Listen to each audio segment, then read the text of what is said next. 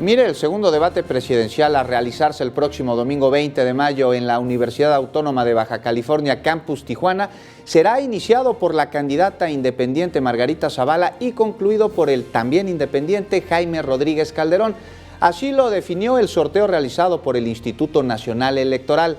La primera aparición será de Margarita Zavala, seguida de Andrés Manuel López Obrador, Ricardo Anaya Cortés, José Antonio Meade y Jaime Rodríguez Calderón, mientras que las conclusiones serán en el siguiente orden: Ricardo Anaya Cortés, José Antonio Meade, Andrés Manuel López Obrador, Margarita Zavala y Jaime Rodríguez Calderón. Escuchemos más al respecto.